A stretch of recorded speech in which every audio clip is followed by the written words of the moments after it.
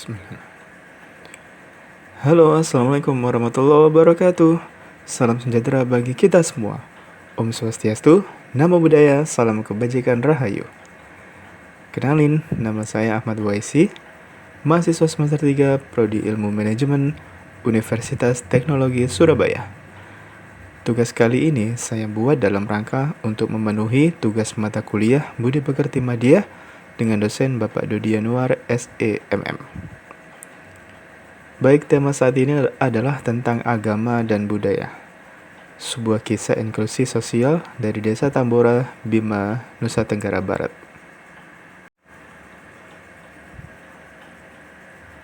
Tugas ini sifatnya individu, dengan tema besarnya adalah kerukunan beragama. Di sini, Pak Dodi sudah menyiapkan 3 pertanyaan. Yang pertama adalah bagaimana peran sebagai mahasiswa dalam menciptakan dan mengimplementasikan iklim kerukunan umat beragama di 3 tempat, di kerjaan, di rumah, sama di kampus.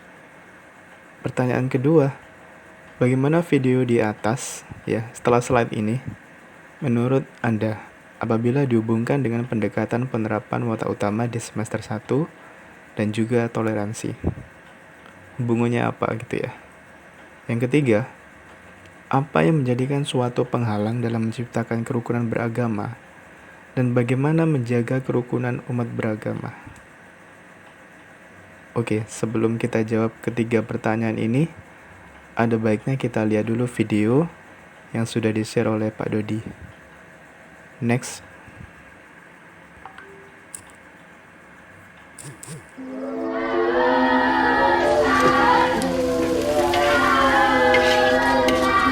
Dusun Tambora itu ada 3 suku. Dari muslimnya masih mendominasi 70%.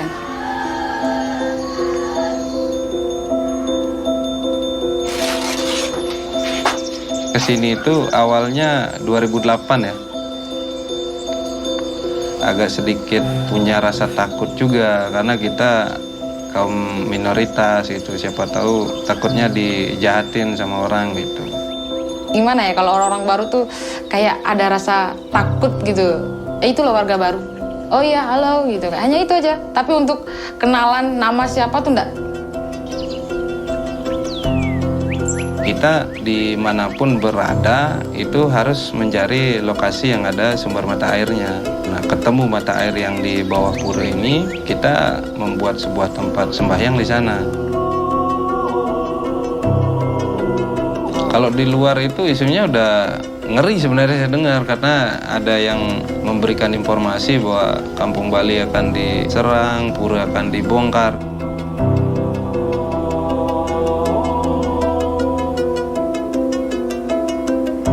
Ini dulunya tempat sembahyang atau bahasa Balinya itu tempat pemelastian.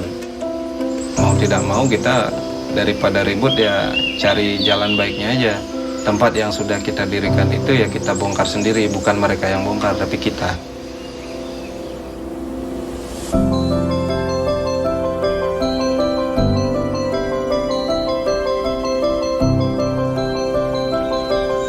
Sebelum ada sekolah kepemimpinan itu biasanya ya kita yang Hindu ke Hindu, yang Muslim ke Muslim. Dari awalnya kita itu tidak tahu berinteraksi dengan warga, dengan masyarakat, teman-teman Muslim, Kristen dan lainnya. Semenjak ada sekolah kepemimpinan ini, kita tuh mulai terbuka sekarang untuk pelatihan kader damainya juga, untuk mediasi pencegahan konflik. Baru kita tahu adatnya orang Bima itu seperti ini. Baru saya tahu yang namanya rimpu, gambus dan lain sebagainya kan. Taunya baru di sini sekarang. Buka puasa bersama dengan berbagai macam agama gitu ya. Nggak pernah. Kemarin kan sempet tawa lepas, pecah. Nggak ada beban, nggak ada rasa canggung lagi. Plong banget. Itu baru pertama walaupun spontan asiknya banget.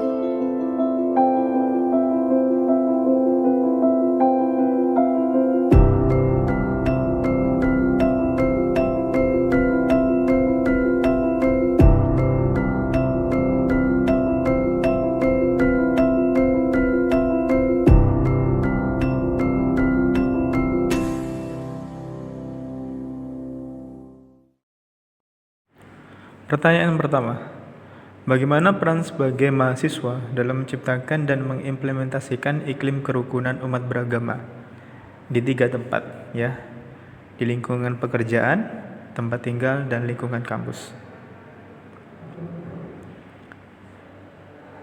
Pertama, di tempat kerja, ya. Tentu soal etika. Tempat kerja adalah tempat di mana kita mencari rezeki, kan. Tempat bersama-sama untuk bekerja. Etika yang dimaksud adalah menjaga sopan santun, termasuk juga mengikuti rules atau aturan yang sudah ditetapkan oleh perusahaan. Di dalam bekerja tentu ada interaksi yang berhubungan dengan sistem kerja atau bekerja dalam suatu tim yang beragam latar, budaya, dan agama. Nah, disinilah pentingnya etika sosial, ya. Agar pekerjaan cepat selesai, juga dibutuhkan kerjasama tim. Kerjasama tim akan berjalan baik jika komunikasinya baik. Di suatu pekerjaan tentu ada yang namanya target atau capaian atau harapan bersama agar tempat kita bekerja bisa maju dan berkembang. Ini adalah tugas bersama. Dibutuhkan kerjasama dari semua departemen yang ada, dari job desk yang sudah dibagi itu, lalu dikerjakan semaksimal mungkin. Pentingnya koordinasi antar tim dan pentingnya meningkatkan keterampilan berkomunikasi. Tidak menyalahkan satu sama lain atau tidak berusaha menjatuhkan rekan atau partner kerja kita. Komunikasi di tempat kerja penting karena dapat meningkatkan moral, keterlibatan, produktivitas, dan kepuasan karyawan. Komunikasi juga merupakan kunci untuk kolaborasi dan kerjasama tim yang lebih baik. Pada akhirnya, komunikasi tempat kerja yang efektif dapat membantu mendorong hasil yang lebih baik bagi individu, tim, dan organisasi. Lalu muncul nih pertanyaan, ya kan? Mengapa sikap menghargai dalam kerja itu penting? Ya. Sikap saling menghargai sangat perlu diterapkan dalam berbagai lingkungan, terutama di dunia kerja. Terlebih lagi, setiap orang memiliki gaya bekerja dan juga kepribadian yang berbeda-beda. Oleh sebab itu, kita harus saling menghargai agar segala pekerjaan dapat selesai dengan baiknya. Lalu, bagaimana cara kita menghargai orang lain dalam bekerja, dalam suatu pekerjaan? Caranya dengan bersikap sopan saat bertemu, tidak memanggil rekan kerja dengan panggilan yang kurang pantas. Gitu kan. Kadang kalau kita sudah kenal gitu ya, itu kan seenaknya sendiri ganti nama rekan kita ya. Ya akrab boleh, tapi terkadang ada batasan itu lebih baik. Terlalu dekat juga kurang baik, tapi terlalu menjaga jarak juga kurang. Jadi sebaiknya pertengahan, ya. Itu yang saya rasakan sih selama bekerja ya, selama pernah bekerja. Terus tidak meremehkan pekerjaan rekan kita. Berpikir positif, tidak menunda-nunda pekerjaan, tidak menghina mereka yang bukan S1. Dan tidak mencela jika mereka berbuat kesalahan, mengingatkan rekan kita dengan sopan dan baik. Jika kita menghargai orang lain, pasti secara tidak langsung mereka juga akan menghargai kita.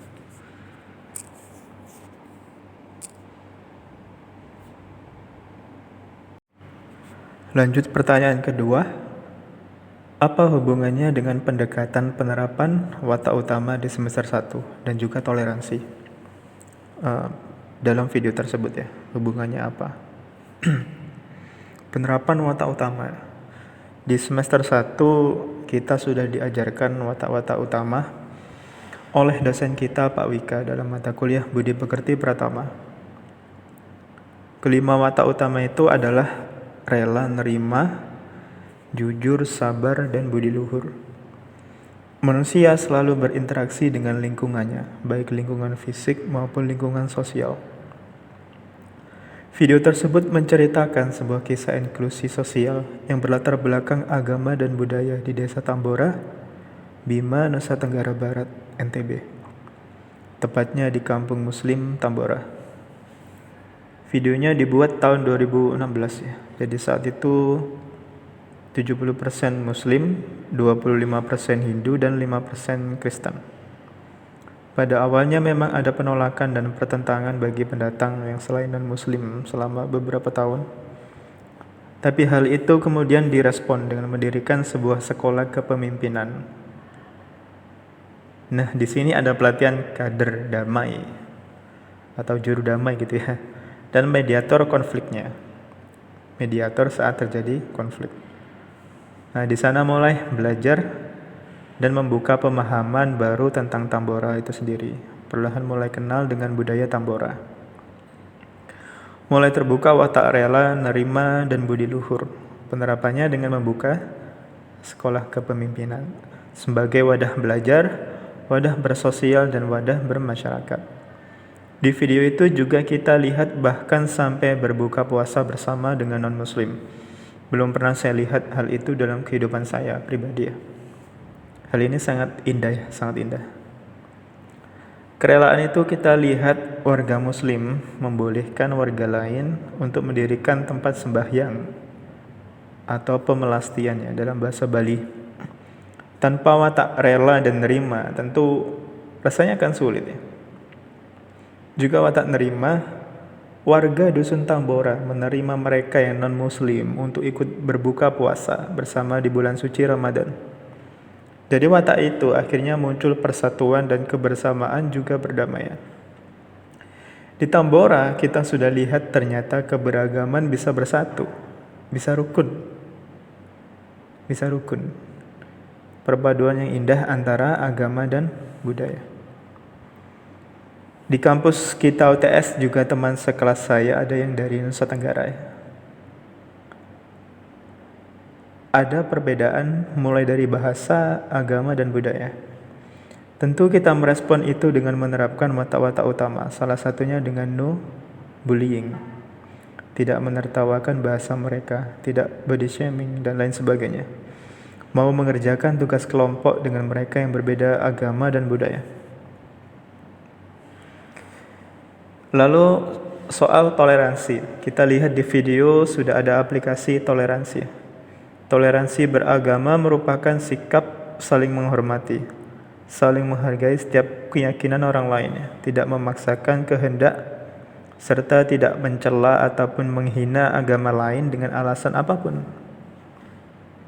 Menghargai keberagaman budaya, menghormati, dan memahami budaya dan tradisi masyarakat sekitarnya, meskipun ya berbeda dengan kita ya. Yang saya lihat juga di video, toleransi terlihat dari bersedia ikut dalam wadah sekolah kepemimpinan. Juga terlihat dari ikut berbuka puasa bersama dengan warga muslim. Toleransi adalah kerelaan atau kelapangan dada, membiarkan orang berpendapat atau berpendirian lain. Ada kebebasan berpendapat di situ. Dan juga nggak sampai mengganggu kebebasan berpikir dan menghargai keyakinan orang lain.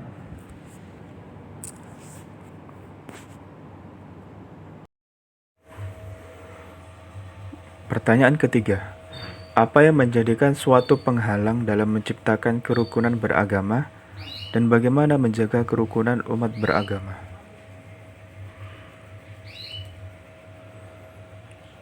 Penghalang yang menjadi penghalang atau sebab tidak rukun dalam beragama diantaranya kesenjangan ekonomi, sentimen keagamaan, rendahnya toleransi, kurangnya pendidikan yang berbasis agama dan budaya. Ya, dasarnya karena banyak perbedaan. Mulai perbedaan individu, latar belakang suku, hingga sosial budaya. Juga sikap fanatik yang berlebihan. Pak Dodi juga pernah menjelaskan bahwa fanatik itu boleh, tapi tentu masih dalam koridor yang baik, tidak berlebih-lebihan. Yang baik itu ya tidak menyebabkan perpecahan atau permusuhan. Nah, penghalang itu kita pahami. Sesudah kita pahami, baru kita hindari, kita cegah, jangan sampai penghalang itu masuk mengganggu kerukunan antar umat beragama. Zaman sekarang, Ada upaya pihak asing agar Indonesia disamakan dengan Timur Tengah gitu ya. Lalu muncullah kelompok-kelompok radikal terorisme yang beraliran sesat dan menyesatkan. Targetnya adalah mereka kaum muda yang dangkal pemahaman akan agama dan mereka yang pengangguran. Direkrut, kemudian dicuci otak, lalu diajak untuk memerangi ya, untuk melawan pemerintahan yang sah di Indonesia. Teroris adalah musuh bersama. Musuh bersama. Mereka yang memecah belah persatuan kita, mengganggu kerukunan kita.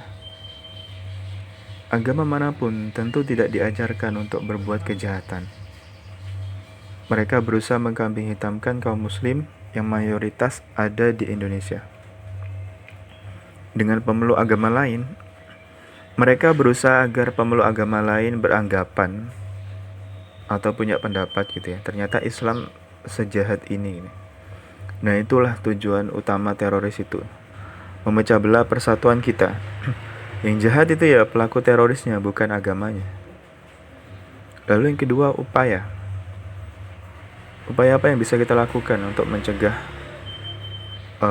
atau menghindari penghalang itu ya, yaitu kerukunan antar umat beragama dapat diwujudkan dengan saling tenggang rasa, saling menghargai, toleransi antar umat beragama, tidak memaksakan seseorang untuk memeluk agama tertentu, melaksanakan ibadah sesuai agamanya, mematuhi peraturan keagamaan, baik agamanya maupun peraturan negara atau pemerintahan.